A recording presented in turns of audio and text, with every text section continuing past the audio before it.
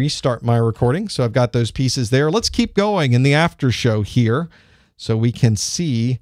Oh, we've got so many people. I have a feeling I won't be able to get through all of these. So I have more questions here, but I think we got through quite a few questions on the study group. Maybe I'll do one more. Or if you're on the phone and you would like a question, you can ask. I may shotgun them at the end. We'll just have people answer that. So let's go to this poor person's been holding forever on the 505 area code. Are you there, caller? Hi there. Hi, Professor. Hi, what's your name? My name is Jesse. And I'm not going to have you throw a question at me. Okay. Well, what's your question, Jesse? Uh-oh. Did I lose Jesse?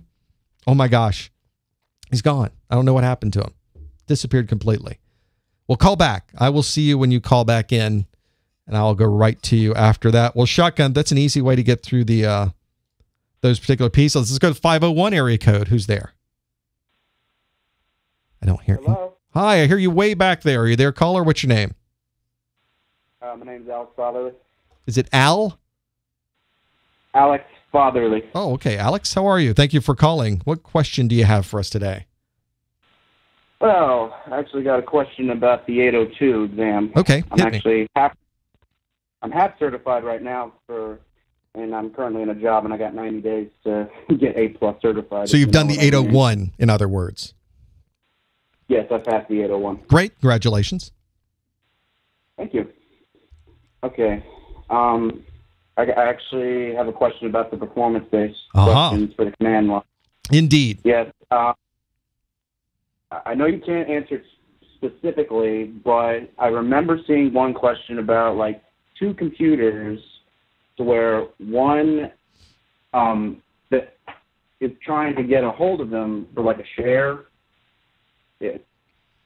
Do you understand what I'm talking about? I sort of do. One of the problems with the challenge that I have with taking a number of very specific questions of things that people may have heard about on the exam is that when you take the A+ exams, and you probably saw this when you took the 801, the first thing you have to do is electronically sign the candidate agreement that says, I won't say anything about what I've seen here. So it's effectively a non-disclosure agreement that you're not going to even mention these things out there. And so that applies both to the 801 and the 802, of course. So I am tentative to take specific questions that people may have been provided or have seen that apply directly back to the exam. But if you're able to ask the question in a way that doesn't specifically mention exam materials, I would certainly be glad to at least approach the concepts that may deal with that. Okay. Let me think. Yeah, that may be a difficult challenge. Hit me.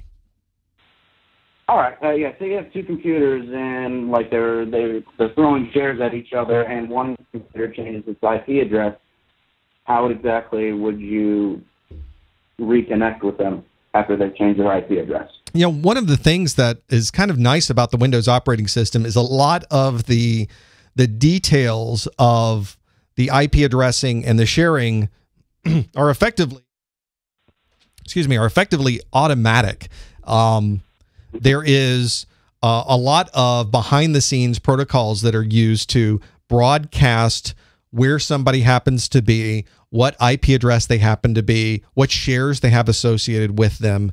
It's not at all uncommon to be able to do that. And if somebody was to have a share on the network and for some reason change their IP address, which is relatively unusual, but it does happen when people go from a wired network to a wireless network. They unplug and they go to a meeting, their IP address is going to change. And behind the scenes, Windows is able to take care of that on its own and update everybody's, they call it a browser, update everybody's browser on the network. This is not a web browser, but it's a browsing function that's done inside of Windows to know what machines are out there and where they happen to be. Now, if you are connecting to a share and not using someone's name, if you're connecting to a share with an IP address and their IP address changes, yeah, you're going to lose connection to that share. That's why it's inadvisable to connect to somebody's share using a specific IP address. It's much better to use the name of the machine. So it would be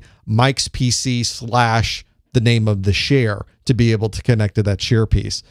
So anytime there is some type of change in IP addressing, you could always try restarting your IP address to renew your IP address, to release and renew, which causes Windows to now go back out and perform that function of identifying who's on the network. That may be a quick way to do it. There's always that thing people say is, have you turned your computer off and back on again?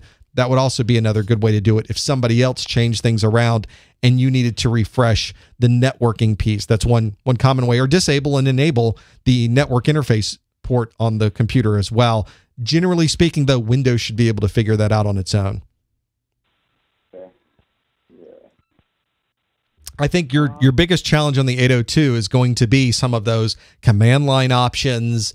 It's going to be understanding how to use the operating system. There's some security in there as well. It's not an easy exam, but I think if you know your command lines, you're probably well on your way to passing that exam. Yes. I've been watching your videos, and I like how you just described every single command. I mean, because I've looked for solutions to some of the questions that I remember. So, yeah, your videos, I know they're really helpful.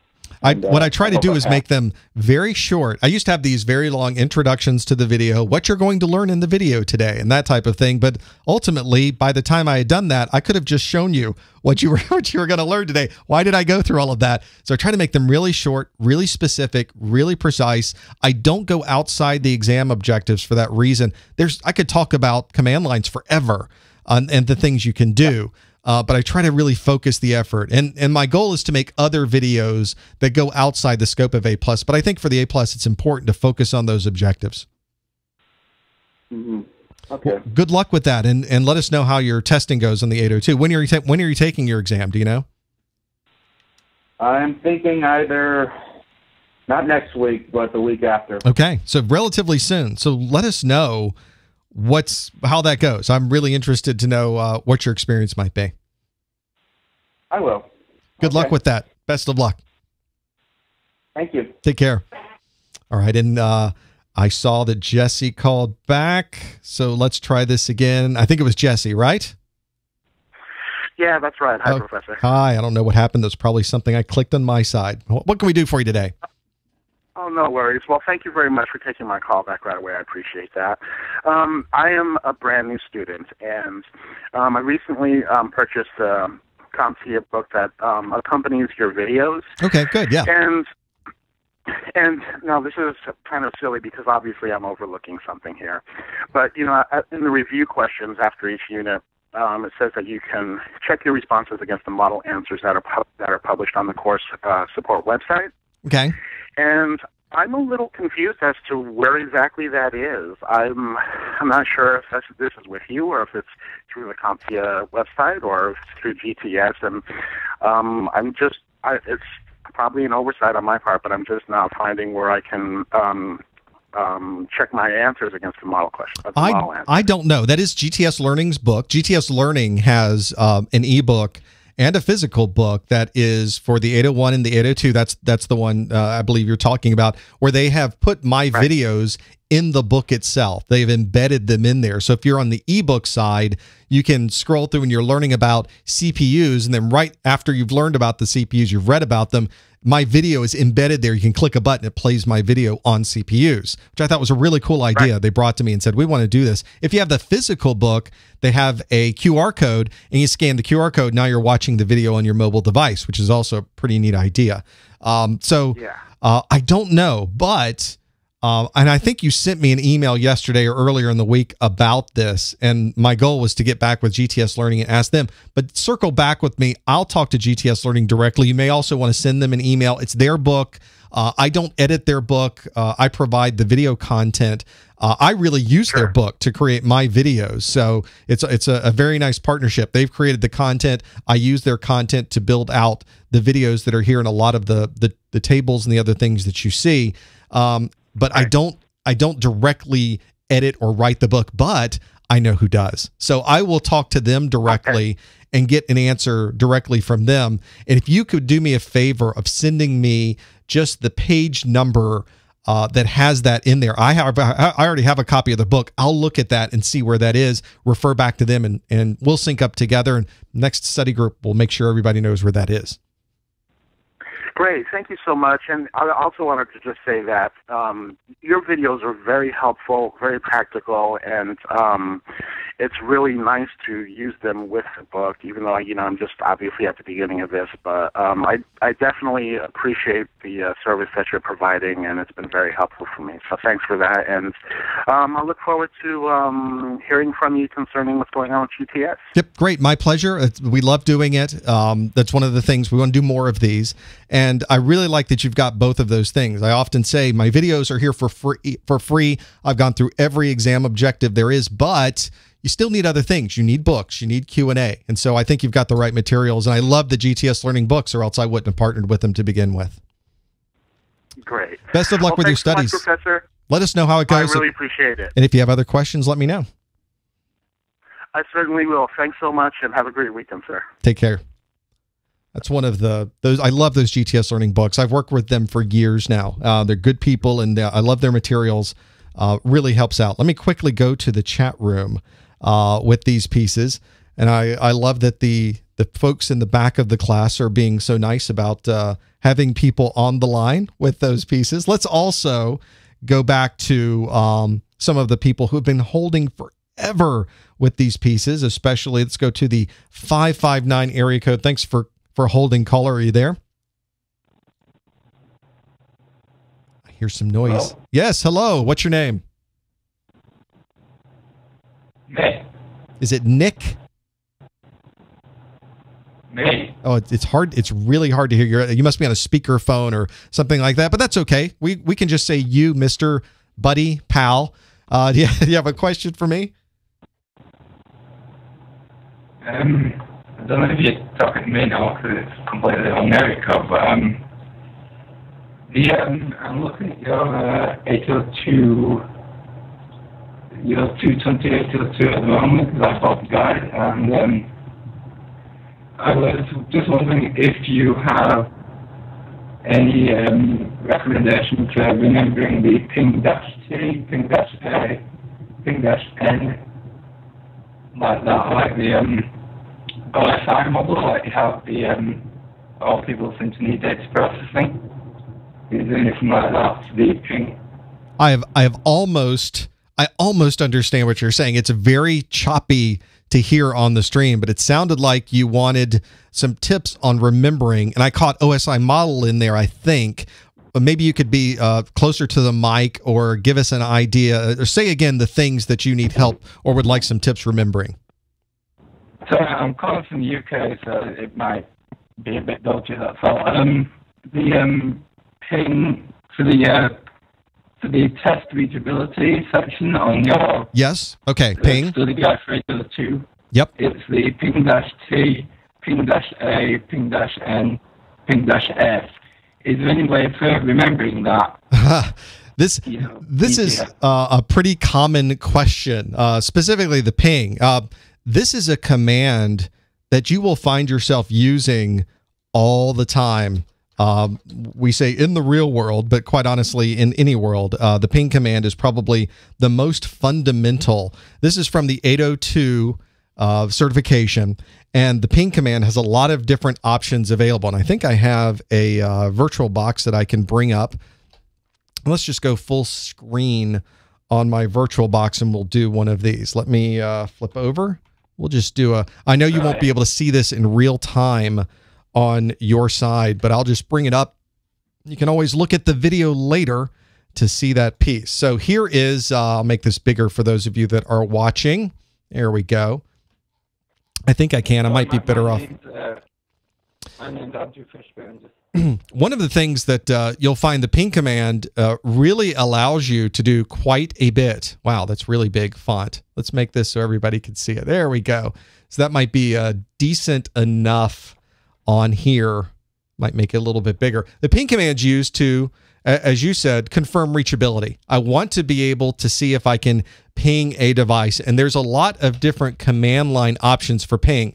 I get a lot of feedback about the certification exam Some people are saying that the /question mark that I just did there, I did a ping / mark that gives you all of the options that are available for the ping command.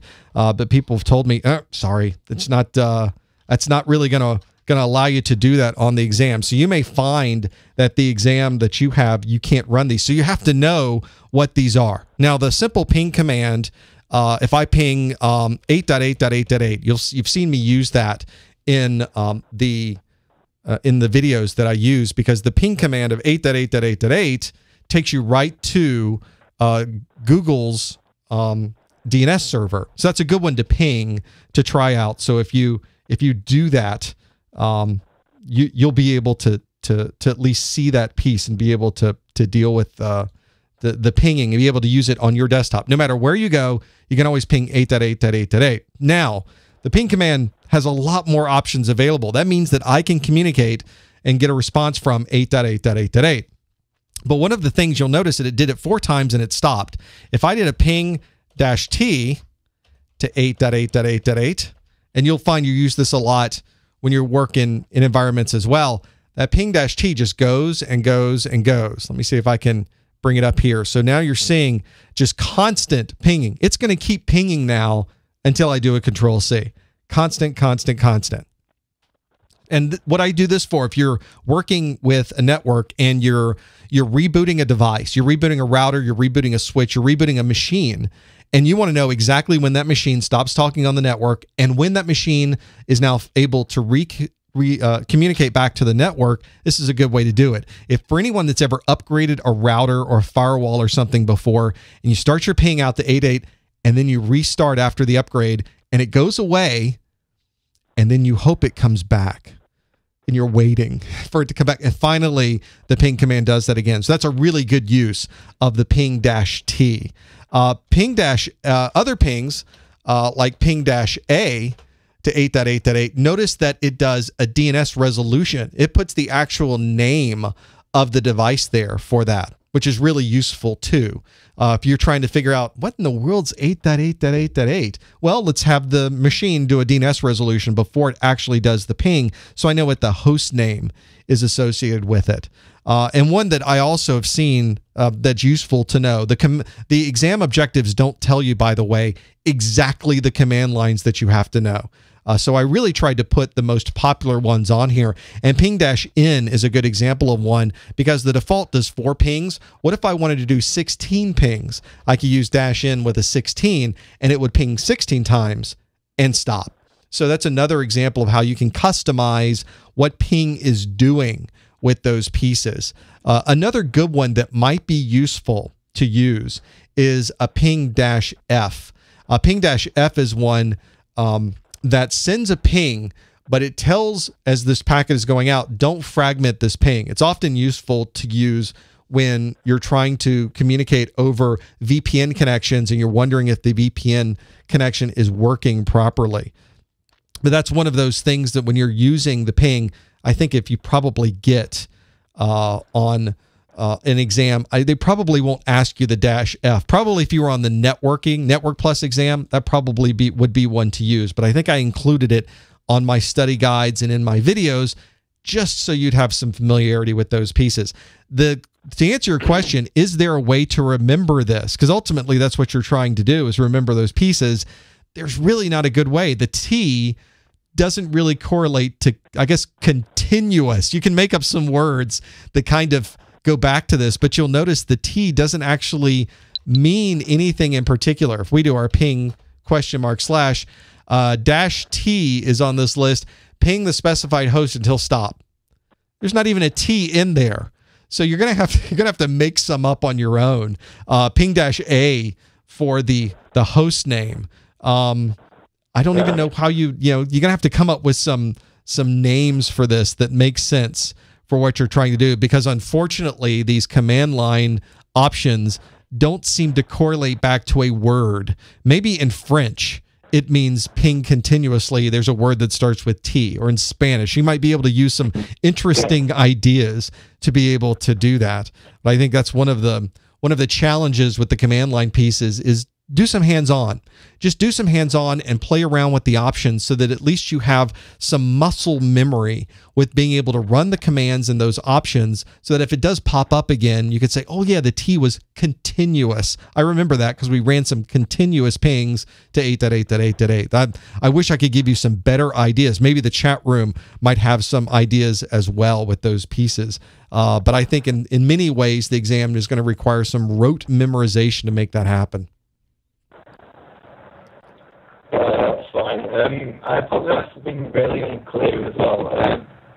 It's only because I'm connecting to a VPN because the calls that I'm on at the moment will monitor what I'm on, so I connect to a VPN, so I can't do that.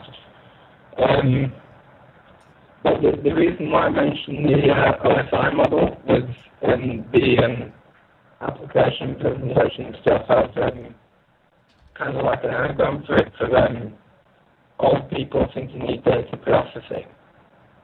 Yeah, I see. Exactly. That's so easy to remember because it puts the names right there. I just don't have any good ones for ping. I should make some. I think when T is time, somebody in the chat room said, well, use T and it does a number of times it will ping. So maybe that's an option. There's some interesting things you can do with that. I need to create some on my own. I think you've given me a task to do. I think that would be the perfect way to keep this going. So I'm going to make some mnemonics for command lines. Well, you can put me a question if you want as well. It'll definitely help me. Well, in this particular case, it is so difficult. I'm afraid your line is just so difficult to hear. I think we're going to let you go with that. But good luck with your studies. And when I get some mnemonics, I'll stick it on the website, and maybe that will help. All right. Well, thank you very much. Best of luck with your studies. Try to get a better line in future. Absolutely. And of course, anybody who's listening or on the phone, there's that contact us link right at the top of the website. You can always send me a note, and I try to respond back to everybody. Sometimes it's not possible, but I read every single one of those emails that comes in. So best of luck with your studies. All right. Thank you very much. Take care. I will continue to watch your videos as they are very helpful. Thank you so much, and good luck. All right. Thank you very much. Oh, you too. Have a nice day. Cut him off there. Sorry. So hard to hear that when it was coming through. So that's one of those things when you run into it. Skype isn't always the best for doing those things, but we managed through, didn't we? We've got some other people on the phone. Let me quickly go back to the chat room and see those pieces. Let's go back to our callers. We have some other people that have quite literally been holding for almost an hour. Are you there? The 708 area code. 708 area code is here. Hello. Hi, Professor Messer. My name is Patricia. Hi. Hello again, Patricia. How are you? I'm fine. Thank you. Thanks for calling. I just want to make a comment. I'm going to be volunteering for a charity agency here in Illinois. Great idea. And I went for the orientation, and I was advised that the supervisor there, he retired from AT&T, in the computer arena. Great. So I'm excited about this, but I want to share that they're wanting me to be able to change out some hard drives and memory.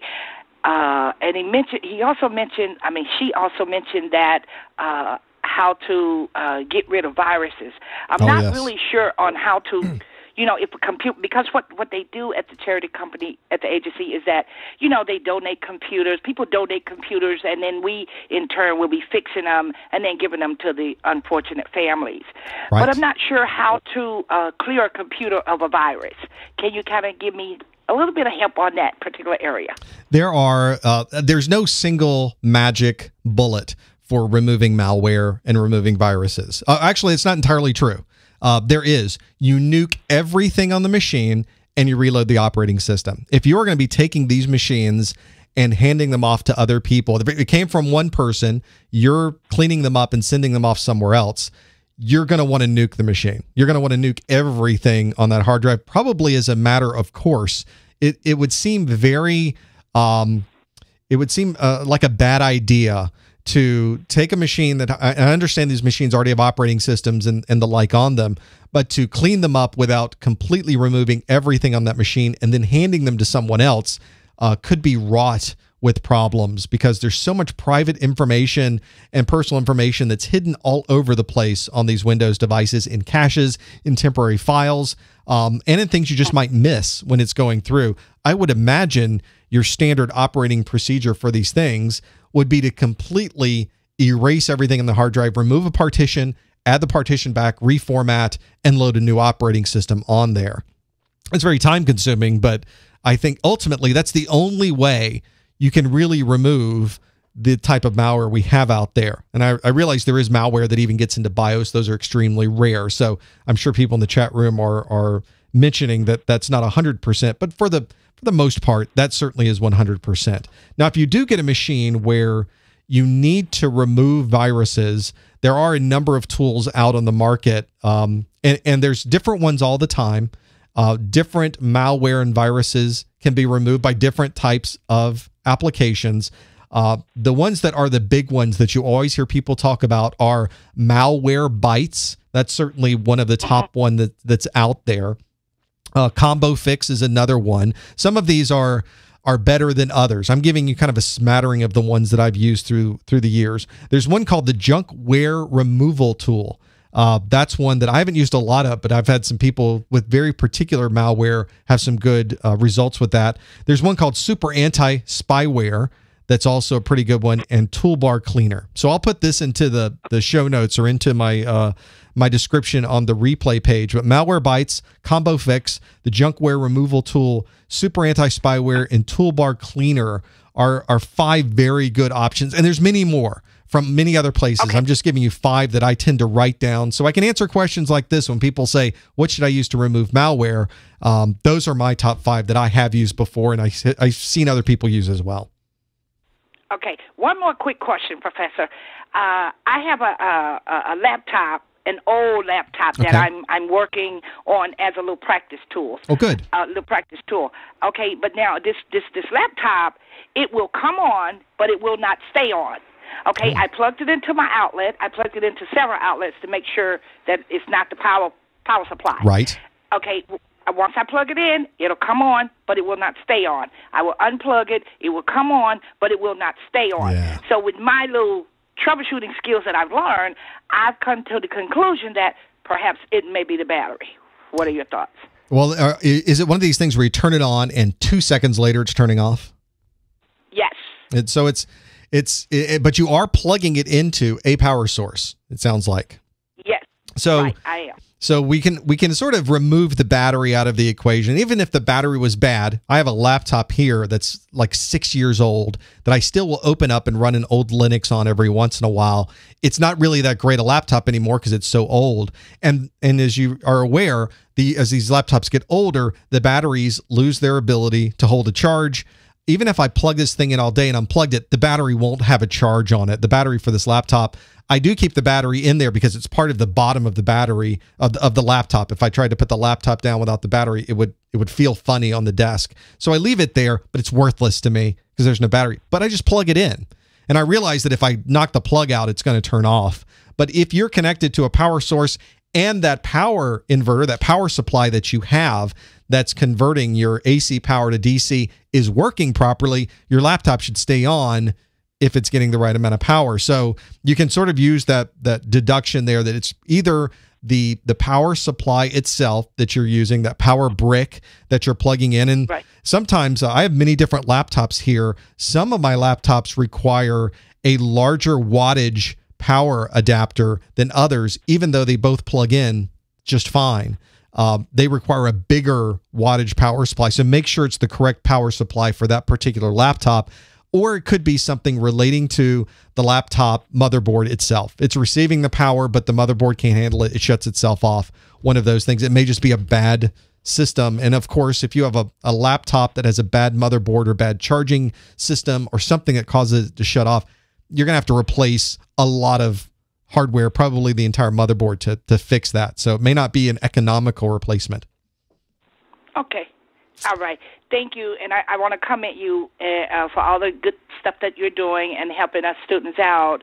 And I just want to encourage you to continue because I certainly appreciate what you're doing for us. That's very nice. Thank you so much. Thank you, Patricia. And I absolutely will be doing more. I have lots of things on my list. I'm just getting started. So there's plenty more coming. Okay. Thanks for calling. Okay. Thank you, sir. Bye-bye. Have a great weekend. You too. Bye-bye. Wow. Patricia's holding for a long time. Thanks so much for calling in. We've got another 30 minutes left on my call-in lines. I'm getting through these pieces. Let me quickly check the chat room. Some people say pull out the battery. Maybe the battery's causing a problem. I don't think it would be.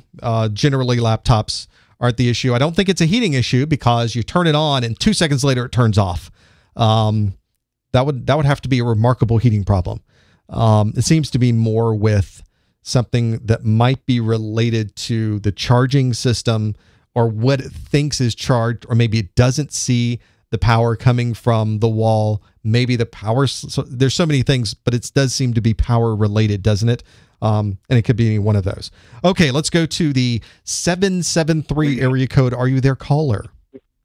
Yes, sir. How you doing, sir? Hey, what's your name? Darish. Hello, is it Darish? Darish, yes. Hello, how are you? Oh, fine. Thank you, Professor. Very nice to have a chance to talk to you. It's a pleasure. And your information is wonderful. And you are such a gentleman. Nice guy. Very nice guy. Well, you just don't know me very well. But thank you for calling anyway. What question can we answer for you today? Yeah, Professor. I'd like to know if you want to set up a kind of a network environment on your computer through what they call VMware, virtual network, to practice, different things on it and just get information on setting up networks. What would be the best way to go about it? And do you need for example, if you want to set up a Windows 2008 server, do you need to buy the CD and have it installed so that you could have a virtual access to it? Or can you do it without buying extra, operating systems? Good questions all. And I will tell you, I've done on my website, I have my A+ certification, Network Plus certification videos, Security Plus. I also have a Microsoft Windows, it's their 7680 course. It's their Windows 7 administration course. Really, it's a deployment course. And it requires Windows Server. I had to load Server 2008 R2. It required multiple a DHCP server, a boot P server. It required separate Windows workstations. I ran the entire thing in virtual systems. So I had on my desktop 3 different machines running at the same time. In fact, the ping example I gave earlier was all done in a virtual machine that I'm running on my Mac desktop here. And I could load up multiples as well. As long as I have the memory and the disk space, I can load up as many virtual machines running at the same time. If you go to my A+ videos, the 802 videos, there are some videos on installing Windows 7, installing Windows Vista, installing Windows XP. And in those videos, I show you how to install the operating system using VirtualBox, which is a free virtualization. And it's a very similar process, whether you use VirtualBox or you use VMware Workstation or VMware Player or VMware products as well, or any other virtualization software. And it takes you through how do you configure it on your machine? How do you build it out? How's the virtualization piece work? And what you're effectively doing is allocating space on the hard drive. You're creating a file, and that file is your virtual machine. It just fits everything in that file, and the entire machine is that file, which is great. If you ever need to move the machine around, you just copy the file. It's a big file, but nonetheless, it's a file. You do need the installation media. So this doesn't change the difference between a physical machine and a virtual machine. You still need an operating system. You still need the media. You still need the installation. You still need the licensing. So if when I'm running my Windows, back in the day, Microsoft had a TechNet subscription that I could subscribe to. I could pay them hundreds of dollars a year, and they would give me test licenses that I could use to run in my environment. That's exactly what you would use that for. They no longer do that. So these days, you would have to buy a license for Windows Server 2008 or 2012, or use one. This may be a better option. They have a number of evaluation copies that you can get of that operating system. So if you're wanting to run Windows 8 or Server 2008, Server 2012, you may be able to find evaluation versions of that software that will run for 30 or 60 or 90 days, depending on the evaluation, that will allow you to load it up in a VM, run it in that virtual machine, and then use it for a certain amount of time, and then it will turn itself off and you have to reload it again. There's some very sneaky, hacky ways to extend it, but of course that may go beyond the scope of the user agreement that you've made to use that software. So you may just want to nuke it and then reload again. But you do need that media to be able to do it. Does that make sense? Yes, indeed, sir. Yes, it does. It does. Yes, and I think that suggestion you said about getting an evaluation version, that also is very good too. That's a very good. That's a great help. When I was wondering where I could get it, but yes. I ran into problems because one of the previous version of the A+ exam, the 700 series, required Windows 2000.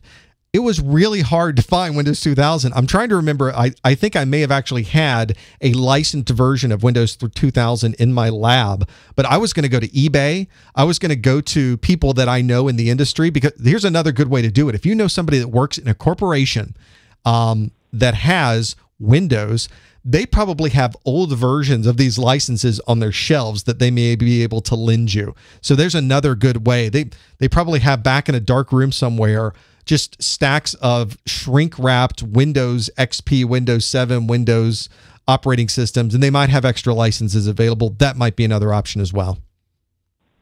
Okay, sir. One more question. Sure. I won't keep you too much because I know many people like to talk to you. If you buy a used ones, you see them once in a while on the internet. They are they're kind of advertising to have a used one for sale. Right. Would you say, is that a good idea? It's questionable. You have to be very, very careful with that. It's definitely one of those caveat emptor kind of situations where the buyer has to beware. There are a number of people on the internet that will be happy to sell you a license of a Windows operating system, and what they're giving you is a fake key generated license that ultimately will probably not work very well once you try to plug it in. Or they give you the operating system and then they give you a crack to the operating system that will allow you to use it without actually licensing. So effectively stealing the operating system and going outside the scope of the end user license agreement, which is absolutely a no-no. So you do have to be very careful. Normally, go to places that you know. Go to the Amazons of the world. Go directly to Microsoft. They may sell them. Go to some of the online retailers. I realize you probably aren't going to get the best deal that way, but you'll be absolutely sure that you're getting a legitimate operating system. Would they provide you a student version, so to speak? Version from Microsoft, maybe? That's a good point. If you are a student, Microsoft also has opportunities to give you free versions of the operating systems and software for certain schools. Somebody in the chat room can probably remind me what the name of that. It's DreamSpark, isn't it? I think it's Microsoft DreamSpark, where they will give DreamSpark. I'm going to pull it up on my page here to have a look. Yes, Microsoft DreamSpark, where students have access to certain Microsoft products depending on your academic institution. And you can log in and they have all the information on their website about what institutions apply for DreamSpark. But that's a good place to go. You may be able to get some free software that way and run some Microsoft operating systems and be able to do that without paying any money. So there's some great advantages to that as well. Yes, indeed. Okay, Professor, thank you very kindly for information and keep up the good work. We really need you. Thank you very kindly, sir. Thanks for calling. You're a wonderful guy. Best of luck. Have a great weekend. Thank you, sir. You too. Have a lovely day. Thank you, sir. It's I've almost forgot about DreamSpark. Maybe even others in the chat room. Last time I looked at it, it was more of the Office pieces, but quite honestly, I didn't drill into it very much to see what's there. Visual Studio is here. Well, let's look at the software catalog since we're here. Since we're looking at the DreamSpark, their software catalog for DreamSpark. It looks like the only thing here is Visual Studio. It seems to be Visual Studio, JavaScript, Office Development, SharePoint. So there might not be any operating systems they provide there any longer. But it may be something to look at. You're your institution may also have an agreement with Microsoft to get greatly discounted versions of the operating systems or even free ones. So check with your school as well, especially go to the IT department. They will certainly know at your school and say, we have an agreement with Microsoft to get, in fact, sometimes Microsoft has agreements if there is a global purchasing agreement with that organization that every student gets a copy of something. Used to be they do that with Microsoft Word, Microsoft Excel, all their Office apps. So there's many different licensing that they do. That's a good way to go through and see what's available there. Okay, let's see if my voice will hold out so that we can talk to the 518 area code. Are you there, caller? Hello? Hello, what's your name? My name's Avi. Hello, Avi. What question do you have for us today? Yes, I've got a question, two questions. I've got one for the book, and it's a study question. What do you recommend as your best study method? As a person who's like reading through a book like this, and I find that that I'm reading very, very slowly, and I think I could do better. How do you? What is your best study method for reading books like these? I have an ebook. I wish I could say that what the best one is. I study all the time for other certifications that are outside the scope of what I do on my website, but I'm constantly having to study new materials, and ultimately I want to get other certifications as well. So I'm kind of doing the same thing you're doing, except with other topics that are outside the scope of my website. And I will get an ebook and I'll sit down with my tablet, and I really do have the best intentions in mind. And 5 minutes later, I'm dozing off. I can't keep my eyes open. Sometimes. Oh my God, it's the same thing here. So sometimes I find that what I'm doing is sitting down. Sometimes reading it on a computer is easier for me because I'm not sitting with a tablet. Other times I go completely off the book and I try to find videos, and it's sort of ironic, but sometimes I find it really hard to watch other people's videos on topics, and I kind of have to go through them knowing that it's not the best video here, but they really are going through really good content. And that's kind of the trade-off you have to make. Like, no, they're right on the target. This is exactly what I need to know. YouTube has been a great use of that. The challenge we have in our industry, and the reason I created this whole thing, is that it's really hard to find certification videos on the net that are high quality and that cover the topics that I need to know. So sometimes it's very haphazard to find those pieces. Other things I do is a lot of hands-on. So if I'm studying a firewall certification, I really just want to go to the firewall, and as they're doing it in the book, I try to follow along with what they're doing in the book. And I take a lot of notes. Somebody in the chat room last week said they just constantly take notes as they're going through the book.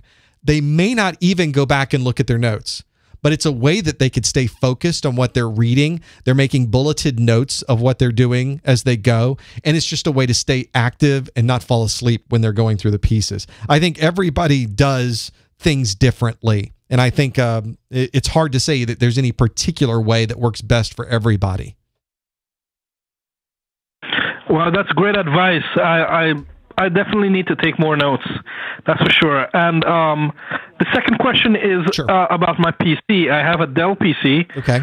And it's Intel Core 2 Duo. But sometimes when I have it on, it'll just cut off, and the power will be running. Oh. And then I have to switch off the power and turn it back on again for it to operate.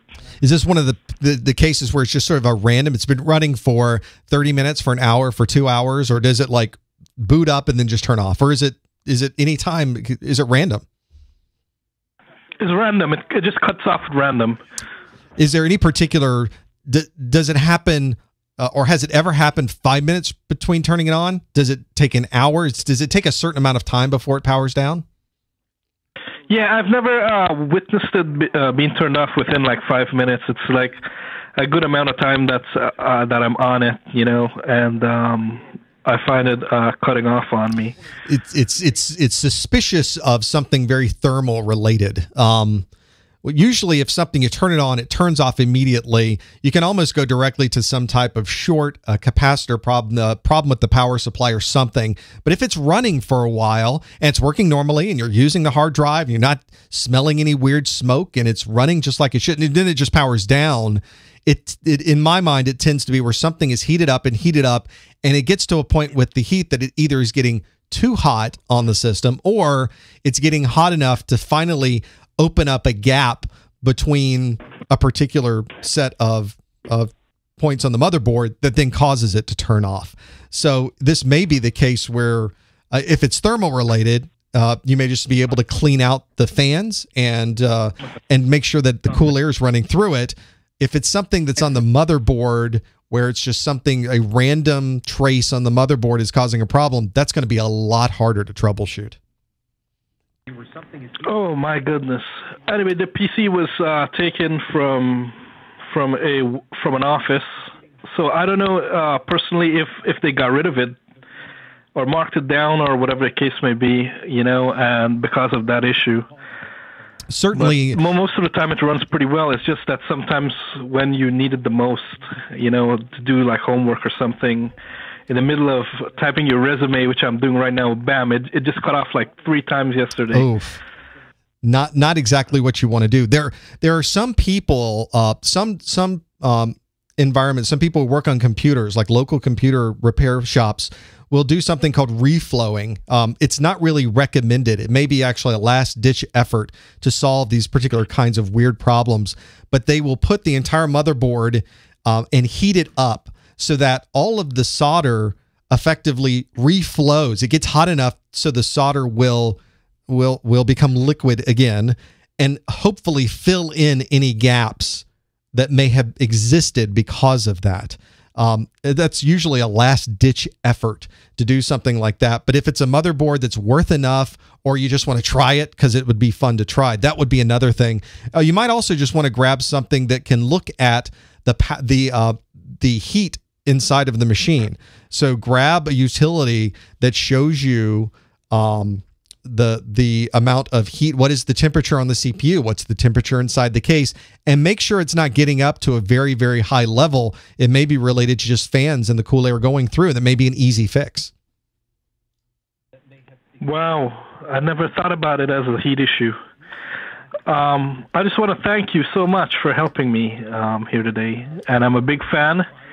I've been browsing your site like crazy, and I bought all the important stuff. And my mom here just wants you to kind of wave at the camera for me. Hey, Avi's mom.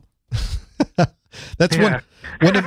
Thanks for supporting the site. Let us know how it goes with the troubleshooting of that Dell machine. I'd love to close the gap. So call in next month or send an email, and I'll certainly post it and talk about it on the next study group. Okay, greatly appreciated, Professor. You have a great weekend. Thanks. Thank you. Same to you. Take care. We've got 11 minutes left. We've got a few more callers, so I'm just going to shotgun through these pieces. We'll try to make sure we can get as many people on the line as possible. Let's go to 937, the 937 area code. Are you there, caller? Hello, I'm here. Hello. What's your name? My name's Gerhard Schumacher. Hello, Garrett. What can we do for you today? Well, I just wanted to let you know I got my Network Plus and Security Plus certifications in April. Congratulations. And I wanted to thank you for watching your videos. Got my A Plus last year, so. Triple play. You're good to go. Yes, I am. But I am going for Server Plus, so I hope I'm ready for that. Okay, well that's one. Is there a particular thing that you're working towards? There's a certain thing that your employer's looking for? You're looking to get a job that will apply these particular certifications? What's your goal?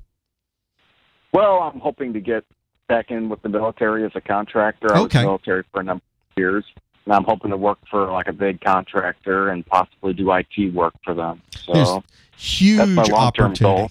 Huge opportunities there, and military contractors love certifications. So I think you've got the right idea to get those under your belt. Is this one of these things where you might need any special security levels, or is this something where you may be able just to work as for a civilian contractor and work with the government?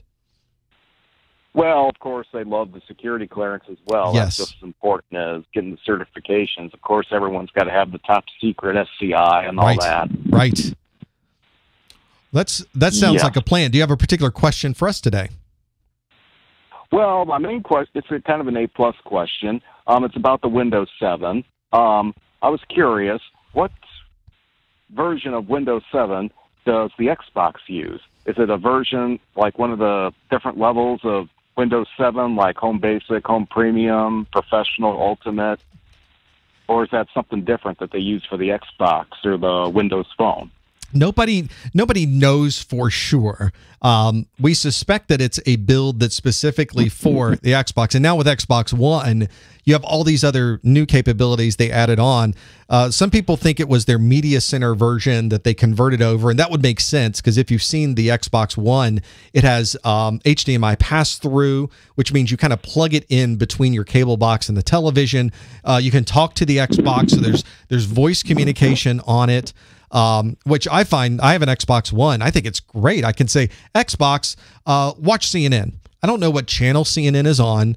I don't know anything about, I don't have to worry about the piece. It just finds CNN and turns to that channel. Or I can say, Xbox, watch Cosmos. And it figures out where Cosmos is, what channel it's on, and it just plays it if that happens to be on TV right then.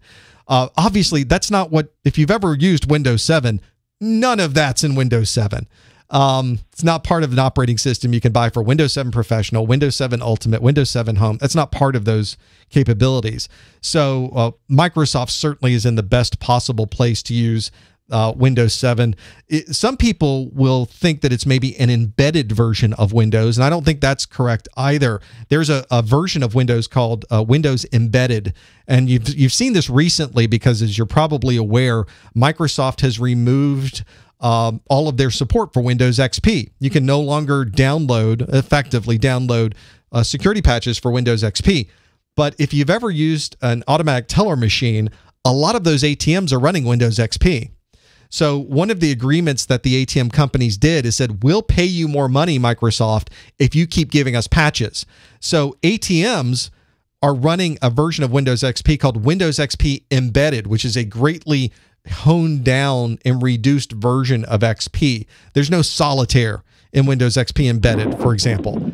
So in those cases, those XP machines are still going to get updates, but they're barely functional XP. They're really to do one particular thing. I think with Windows 7, it's probably more of a fully blown version of the operating system with customized software stuck on top of that. But you're right, it absolutely is a Windows operating system under the surface.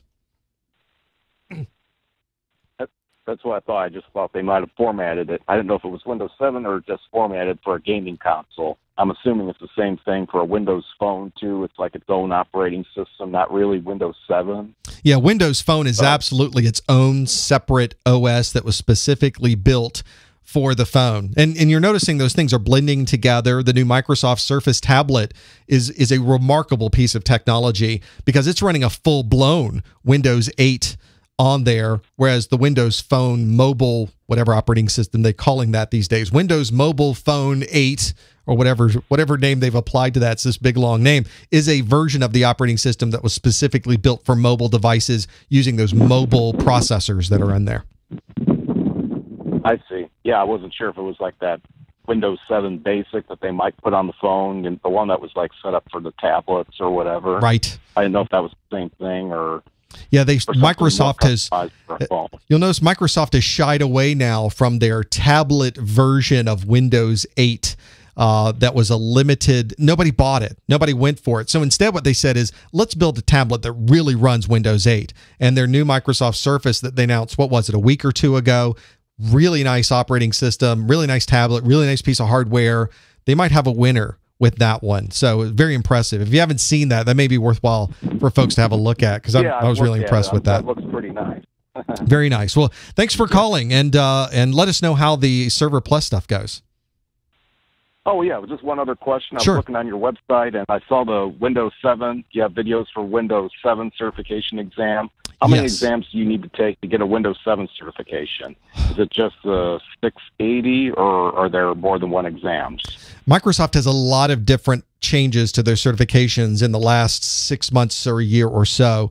The 7680 is one of the exams that you would need to get an MCSA, which is their Microsoft Certified Associate.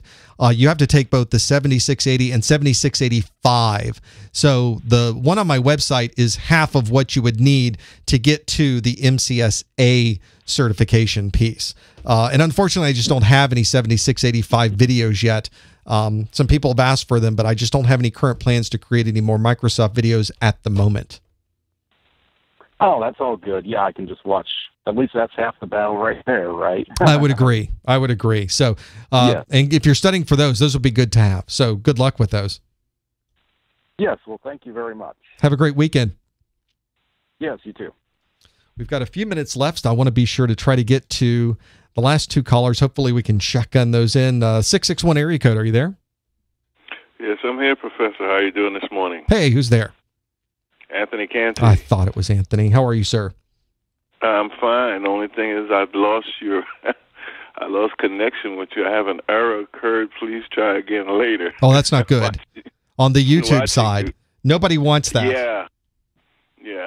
I'm going to look and make sure my stream is still running. It seems to be running on this side, so we'll have to see how that goes on your side. It seems to be still running on my analytics here, so hopefully it's something that's isolated to you. Yeah, hopefully. Anyway, I was getting back to let you know that I figured out how to change this Windows XP to Windows 7. I have to take the hard drive out and put it in a docking station that I have. Oh, this is you were going to do the Windows Easy Transfer or something like that to be able to convert that over. It won't work. It won't work because this XP, there's some problems with the drivers. One of the drivers in it that controls the USB. Oh, I see. So instead, you're going to plug it. You're going to take that out, put it on an external chassis, load up your Windows 7, and then in effectively real time do a Windows Easy Transfer directly from the external. Yes. Very nice. Yeah, that also kind of saves you from having to worry. My biggest problem with doing a Windows Easy Transfer is I do the Easy Transfer, I take the files, I store them out separately, and then if I leave the hard drive in place, I delete everything on there, load up the new operating system. There's no going back at that point. No. So it's kind of nice to be able to take the drive out, and if worst case, you can always just put the drive back in, and you're back to where you were. Exactly. That's what I'm going to do. I'm just going to take it out, put it in the docking station, take out what I need, and put it back in the computer, upload the operating system, Windows 7, take it out, and then take it back in and put all the information that I have back in there and do the same thing. It's a little time-consuming, but 90 seconds. Way to do it. And I think that's your best bet too, because now you're safe. No matter what happens, you can always go back to where you were and you didn't lose anything. Have you done the Easy Transfer yet? Have you done this yet? Yeah, I've done that many times when I was in school there, the adult school. That's what all we did was formatting partitions and taking out hard drives and putting hard drives back in, taking apart laptops. 60 seconds. Gotcha. It's just a little time consuming, that's all. And for this particular one that you're doing where you're taking the drive out and you're putting it in, are you also have you done that process yet, or you're planning that? Oh no, I haven't done it yet. I was looking at you this morning and saying, well, I had it planned for Saturday to do it today, but I wanted to take your class. So I don't know, there seems to be an error or something going on. I can't see you, but I can hear you. Okay, well, the replay will absolutely be there. I say that again? The replay will be absolutely there. As soon as we're done here, the replay is saved onto ProfessorMesser.com/live, and I will, of course, be editing out the beginning and the ends and cutting this in two, and there will be also others that you can watch. I'll have separate videos up for that piece as well. Okay. Also, my website, I've got 1,200 subscribers now. Wow. Okay. So you've got a lot going on. Are you doing blogging? Is there writing articles? Are you doing videos? Blogging and putting in some pictures and little videos and stuff that I can get free. That is Matter great. of fact, I put in one of your videos where you first start teaching, so that the people can see, who you are. And it's under the Professor Messer free education. And I appreciate that too. The more the merrier. And all of my videos on YouTube are embeddable everywhere. If anybody wanted to embed them on their website, they're more than welcome to. That's where I got it from, YouTube. Absolutely. More than welcome to do that. I appreciate it. Well, thank you, Anthony. I'm going to get to these other calls and see if we can get some other folks on the line. And let us know how that Windows Easy Transfer goes for you. Okay, one question. Okay. How do I worked at a bank where we changed all the computers and they got a thin client. Yes, and sure. They had one guy who was going around taking snapshots of the settings of the computer. He would copy everything out and then just leave the paper under the computer's monitor for the people who are coming in, I guess, to do what they needed to do, to have the old backup, I guess. Okay. I was going to ask you how to do that, but since I can't see it, I'll have to catch you next time. I wonder what exactly they were grabbing from the desktop before they made the change. It seemed like everything would be centralized on the domain server or on a separate server, not on the local machine, but it's kind of hard to know. They went from having everybody with all the information to just doing a VP. Sure. Yeah, and that a lot of people are moving to that. Everything's centralized. You're getting it's the same control. It's much easier to manage. No large operating system changes. It's correct, certainly advantages to that. Be very interested to know what they do. Well, I'll do some research too and see what people are doing when they grab snapshots like that. I wonder if they're grabbing local data for some reason. Maybe they didn't have roaming profiles. They grabbed local data and sent it up to a central place that then they were able to have effectively their old screen now on the updated virtual side, the VDI. They did it for each computer then. We did something like 20 computers. That would be interesting to see. I wonder if that's just part of the VDI conversion, the virtual desktop interface conversion from one to the other. I'm going to dig, now that you said that, I'm going to see if I can dig up the assignment papers that they gave us. Oh, that'd be good to know. Within the assignment papers, they had exactly what they wanted a snapshot of. As long as there's nothing proprietary there, I'd love to hear about the process. I think other people would too as well. Yeah, that's what I'm talking about, the process. That's what I want to know, how they did do that. Because, I mean, they explained to you, with the paperwork they gave you, but there was only one guy doing it because there was so many machines to change out and put others in. Right. It's all about time and motion, it seems. Yeah. Yep. Yeah, correct. Okay, thank you. Good to talk to you, and have a good weekend. Thank you, Anthony. Same to you. Okay. Although she counted down, and I think the recording technically on the audio side is no longer accessible, I can still pick up the phone line for the 941 area code. Are you there, caller? Hello? Hello, what's your name?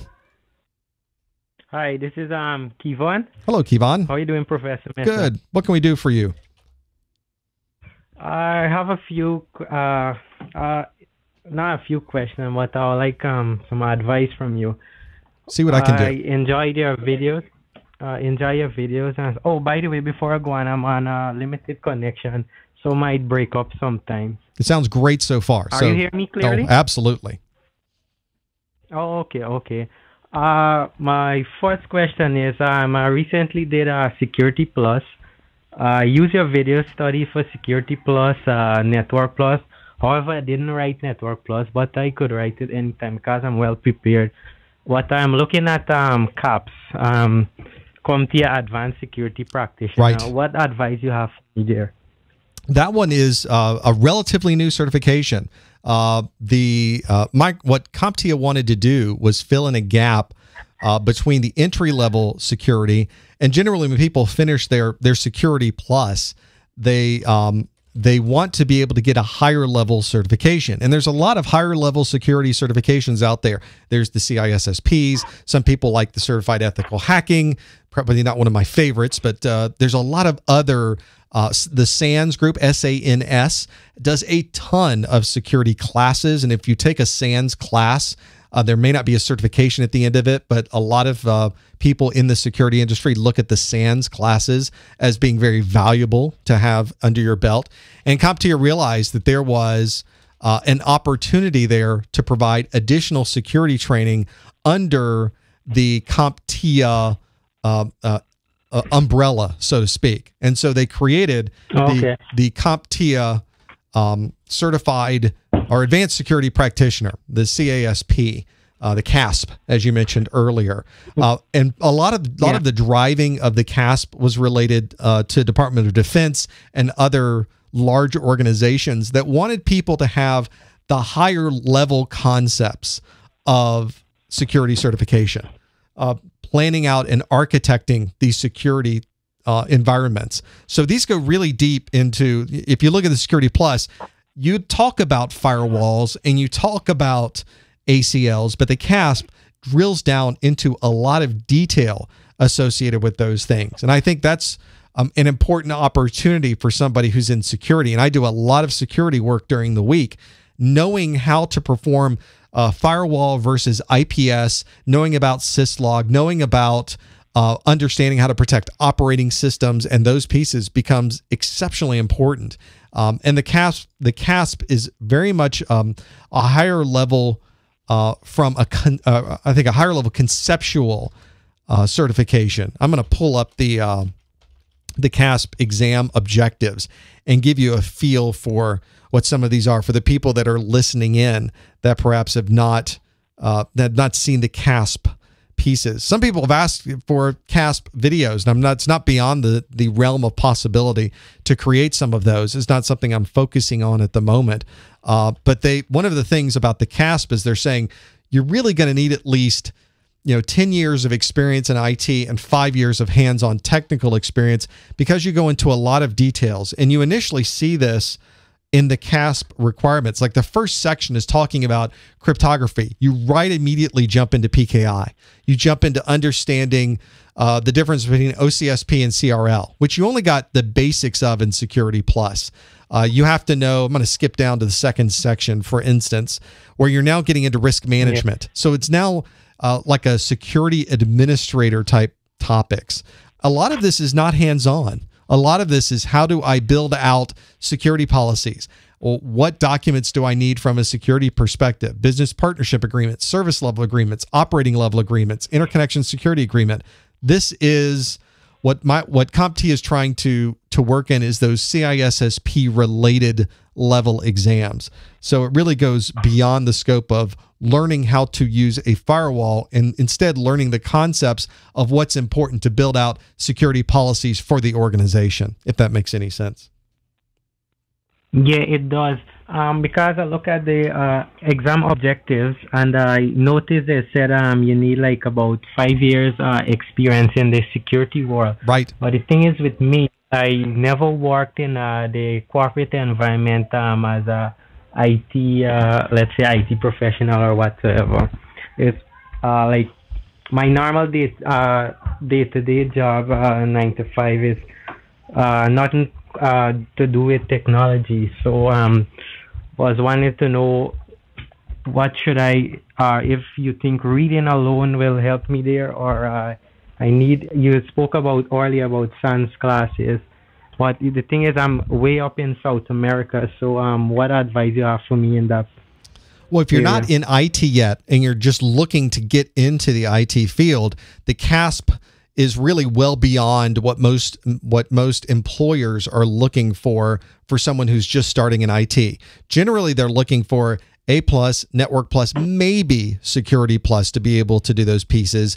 Generally not beyond that for this. If you were already in a security role, or you were in a networking role, and you were looking to move into security or move up within the security ranks, then the CASP may be a good option for that. But if you have not yet gotten your IT feet wet, you've not gotten an IT position anywhere, I think getting the CASP would be outside the scope. You can't show up for an interview and say, I have 10 certifications and they're all high level. They're not going to hire you because they think that perhaps you might be overqualified for the role. They don't want to hire somebody who's going to be bored doing the entry-level things. But the reality is, you really are entry-level. You haven't done the hands-on yet. You've gotten your A+, your Network Plus. you're not even at that phase yet. So I would say hold off on something like the CASP and maybe focus on some core fundamentals like A+ and Network Plus, maybe some of the entry-level Microsoft MTA certifications or even one of their operating system certifications. But going into Cisco or Check Point or CASP is probably outside the scope of somebody who's just starting in IT. Okay. Makes a lot of sense. The way how I started off, I open up computers and so on, look at how things work and so on.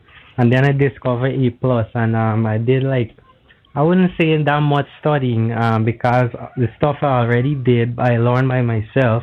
I decided to go right the A+, and then I studied for Network Plus and Security Plus. I also wrote Security Plus last month. So since I finished Security Plus, I got a special interest in security. That is why I was looking towards CAPS.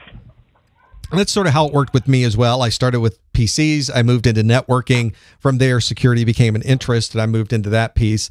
But generally, to start in a security group, what they are generally looking for is someone with a very strong networking background because everything is running over the network.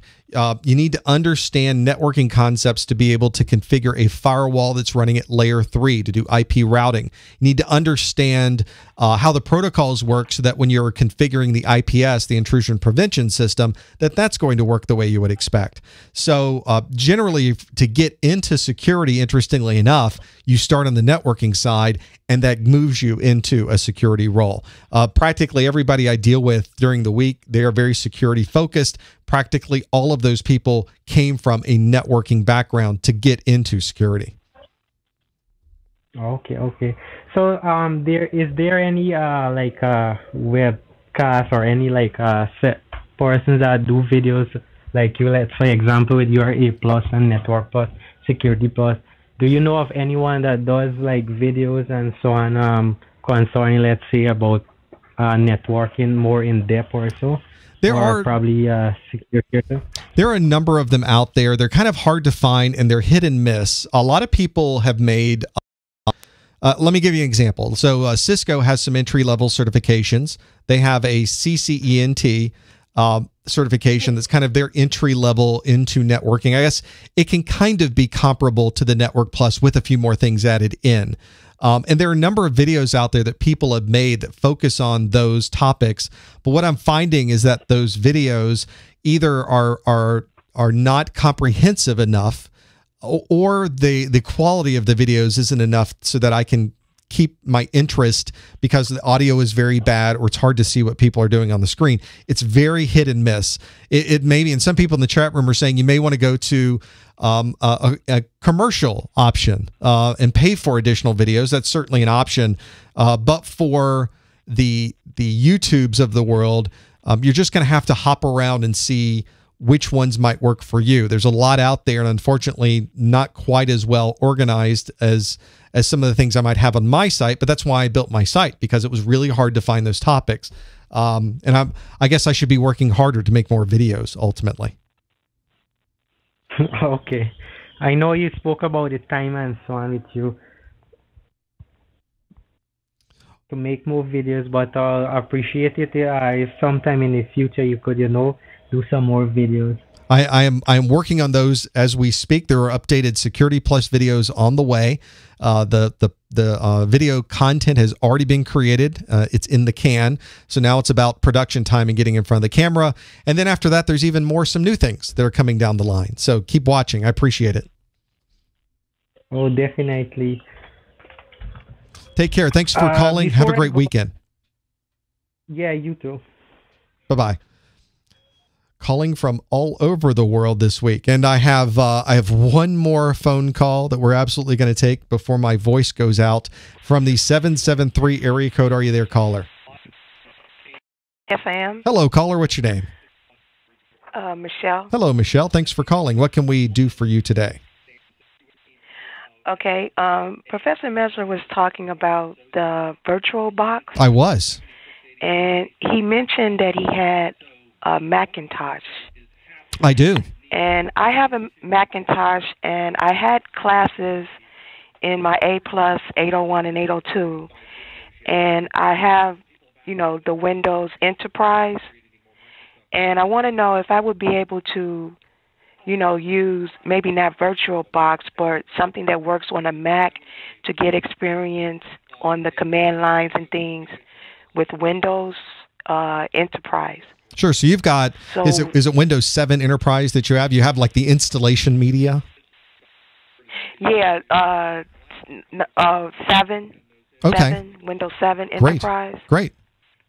So one of the easiest ways to do this. But I have a Macintosh. I have a Mac. Yep. I do everything on Mac OS X. I primarily use Mac OS X because I do so much video editing, and I find that the operating system lends itself more with the codecs available for doing the video editing. I also use Windows and have for a very long time. I use VirtualBox in Mac OS X. They make a version of VirtualBox for Windows, for Mac, and for Linux. So I use the Macintosh version of this. I have a lot of virtual machines that I can run inside of that. The ones that I've been showing today have been running there. And if you watch my A+ videos on Windows 7, installing Windows 7, I use VirtualBox in that video. So you can bring up VirtualBox on your Mac desktop and follow along with those videos. And I install the Windows operating system using VirtualBox. And you can do the same thing with VMware Fusion. That's another one that I run on my Mac desktop. That one costs money. VMware Fusion? VMware Fusion. It's not incredibly expensive. And you said that's a cost for that, or it is VirtualBox free, or VirtualBox is absolutely free, and it runs extremely well. I've used it for many things. It's my go-to for virtualization. Okay, so both of these will work on a Mac. They will, absolutely. That's what I'm running right now. If you have a way to look at the stream, I'm on my Mac front end right now. Yeah, I'm running VirtualBox right now, and the examples I was giving earlier where we did the ping commands was running in a Windows desktop, running as a virtual machine on my Mac OS X desktop. Okay, now one thing, when you get this particular, either one I get, VirtualBox or VMware Fusion, I put that on. Does this affect your other Mac, system? Everything is affected only in the virtual window dealing with the Windows 7 stuff. Right. That's really the beauty of this, is that I would install Windows 7 into this virtual machine, and it's in its own world. I can do whatever I want in that virtual machine. I can delete partitions. I can add partitions. I could change the Windows operating system, and it has zero effect on what's going on with the Mac OS X environment. If I'm tired of looking at Windows, I just close it out, and I'm back, and Mac OS X is exactly where I left it. Everything is still running in the background. Nothing changes. So you can use your Windows operating system and make all kinds of changes and modifications to the operating system and be completely comfortable that nothing you do inside of that Windows machine is going to have any impact on the Mac OS X desktop or system. The only time that you might want to be concerned about that is you do have a way to link shared folders between the Windows operating system and the Mac, but you have to set that up yourself. And you have the option to say, these linked folders are read-only or they are read-write. And that might be the only place where you would have the opportunity to mess things up. But it's not turned on by default. So that's something you would have to actively mess up yourself. Okay. So in terms of putting either of these on, you said you're only depending on how much hard drive space you have in order to run different versions of Windows. Generally, it's hard drive space. Many more versions of the VirtualBox. Right. That's what I'm saying. Like you can have more than one. Generally, on there, but your two big resources. One is disk space, because when you install a 10 gig operating system, you're going to generally want to create, for performance reasons, build out that 10 gig file immediately. So already you're taking a 10 gigabyte section of your hard drive, adding a file to it, and that file is going to be that Windows operating system. So that immediately takes up a chunk of space. And if you're running in an SSD or you don't have a lot of disk space, that's a concern.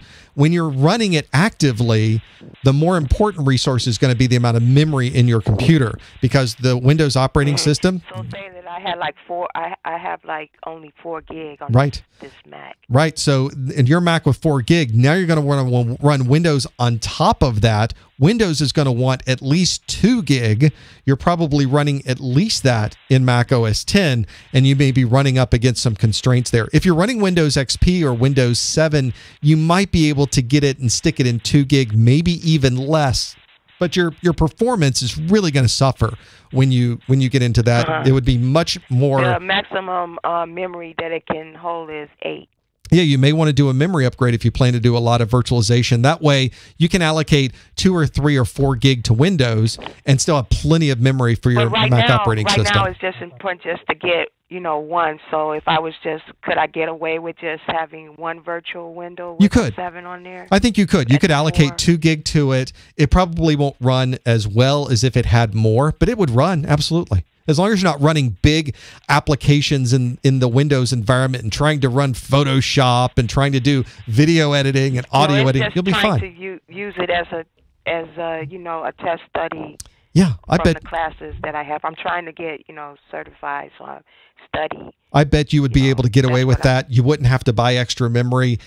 Like I said, it probably won't be the best performance for Windows, but you don't need the best performance. You just need to be able to pop open a command line, run some pings, run some trace routes, run the things that you'd like to run. I think you'll be fine. Okay. Also, on your site, on your study guide, I also taken the class, the 7680. Yes. I saw the study guide for the 7680, but we also had a 7685, and I noticed that I looked around on your site, and I didn't see anything that. You don't do that one, or? I have not created a 7685 course. There have been a lot of requests for it, but I don't currently have plans to create a 7685 course, although there's a lot more people asking for it these days. I may have to reconsider what I was thinking along those lines. Okay. I have considered creating a study guide for 7685 without having the videos for it. But at the end of the day, I don't know if that's a smart idea either. There's all kinds of interesting things we could do with that. And I just don't have plans currently for 7685. Is it some reason, or is it what was the motive by not doing it? Is it not necessary, or no? Just not? I think for most people it's very necessary. It's really just about time. I'm one person. There's no group of people here. This is a company of one. And you're doing a wonderful job. I have a full-time job during the week, so that takes up a lot of time. Everything I do on the Professor Messer website is things I do after hours and on the weekend. Wow. So I kind of have to focus on getting as much done as I can until 1 and 2 in the morning, and then kind of restart again and keep doing those pieces. So it's really just about how much time I have available to it. I would love to be able to do more Microsoft courses and other manufacturers' courses as well. It's really just more about what time resources I have available to me right now. Okay. One other thing here. I have a Windows 98 Second Edition. It's an older, real old. It must be, yes. Right. And you was mentioning about earlier in the live thing about someone said something about they was like taking you said get some experience and taking it apart and all that. Right. Do you think that this Windows Second 98 condition Windows that I could make that into and install Windows 7 on it? Is it a desktop, a laptop computer? What type is it? It's a desktop. It's a HP 970 Windows 98 Second Edition. But while I took everything out while I had it, and I self-taught myself the computer while I had it back in 2001. It's just when I got it. So I kind of like removed the hard drives and all of that. I didn't do anything with the motherboard. I would bet. So I know that in order to get this to be, specs for a Windows 7, I was thinking that I had to replace the motherboard. But then someone said, no, you probably just have to replace the chipset that's on the motherboard. Would that work with adding peripherals? The challenge, you're going to have a couple challenges there. First, that's a really old machine. And as you're probably aware, Windows 7 needs at least a gigahertz processor, and it needs at least a gig of memory to be able to install. And it needs at least 16 gig of hard drive space, and a machine from that time may not even have that much hard drive space on it. But let's say it does. No. I would bet the processor is not a gig, and I would bet the amount of memory in the machine probably isn't a gig. And the challenge you're going to have is even if the motherboard supports a gig of memory, it's going to be hard to find the memory to purchase, to put in, to upgrade it, even if it allows that. And then once you do that, it's going to be an awful running Windows 7 machine. I just don't think that may be worth your while. Right. So I mean, like I was saying, that some people were using older machines, and they were saying they were building them up to presents to use with. But overall, it would be quite an expensive endeavor. I think it would, and ultimately, it's not going to run Windows. I think that's just too old of a machine to run Windows 7. That one would probably be a better candidate for a low-end version of Linux to play around with Linux, and even that one's going to be very, very limited. Okay. Do you think that if a person had classes and they don't have a lot of experience in IT, and they, had classes and they got the A+ and with just their certifications, A+, but they don't have a lot of experience, and most, companies want that. Do you think it's possible for them to get a position without having hands-on experience other than class and, what we just talked about on the phone here? Well, the rather, I say obvious answer, but the rather obvious answer is yes. Otherwise, none of us would have a job, because we all had to get a job at some point with no experience. The challenge, as you even said, everybody would love to have someone hire that has experience. And the challenge that you're finding with this, though, is that you can't get experience until you have a job, and you can't get a job unless you have experience. So you may want to try getting experience other places. I was talking earlier to a caller who's working with an agency and doing volunteer work. That's a great place to get experience. Maybe there's a library that needs someone to come in and help with their computers. Maybe somebody with a business who could help give you time on their machines to do virus scans and make sure they're defragged and make sure they're up to date with the latest things, or upgrade their memory or whatever they might have. It may not be something obvious. I think you need three different things to really have the best shot. One is certification, certainly. One is some experience of some kind, and the other is some practical some practical education, a formal class or a formal degree of some kind, even if it's a technical degree that does help when you're going into getting a job interview. But the answer also is that you don't necessarily need any of those things. Sometimes just having a relationship with somebody who trusts you, who knows that you're going to come to work every day, who knows you're going to work hard, and they'll worry about training you once you're there. There are a lot of companies that do that. So also, you may want to think about joining these local computing groups, a local Microsoft user group, a local technical group. There's a lot of technical groups out there, and doing networking that way as well. Maybe I should add that as a fourth leg onto the stool, which is go meet people who are already in these roles, because when they need to hire somebody, they'll know you from the user group meeting. They met you before. They know that you're active in doing these things, and that actually goes a long way. Oh, okay. And can you give me real quickly, what is the difference between a thin client and a thick client? I'm getting that kind of mixed up in my study here.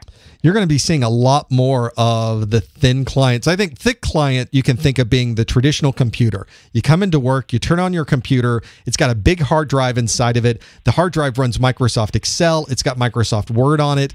It's kind of the older style laptops, the big desktop machines that you have. Those are thick clients. But what a lot of companies are going to these days are thin clients, where the machine that's sitting on your desk, it doesn't have much storage space on it. It has the basic amount of memory, but it is instead connecting out, usually via a remote desktop type protocol, connecting out to a bigger, much bigger machine that's stored somewhere else across the network. And you're effectively running remote desktop sessions that don't take place and aren't processed locally. They're processed somewhere else. So they call it a thin client because it doesn't need a big fat hard drive. It doesn't need a big fat amount of memory in it. It just needs the bare minimums to connect to the network, connect out to that bigger machine, and display those graphics on the screen. Okay. And this is my one last question here. Sure. Your, what you mentioned, I know, the virtual lab. Yes. With that, like I have the Mac, would I just be able to go the one that you said? So instead of, maybe I wouldn't do the virtual box, but could I do the same things in this virtual lab? Oh, sure. Just go to that website and, sign up for that and just run that on, through the Mac and try the commands there? Absolutely. I've run it before during our study groups. I didn't run it this time just because we were short of time.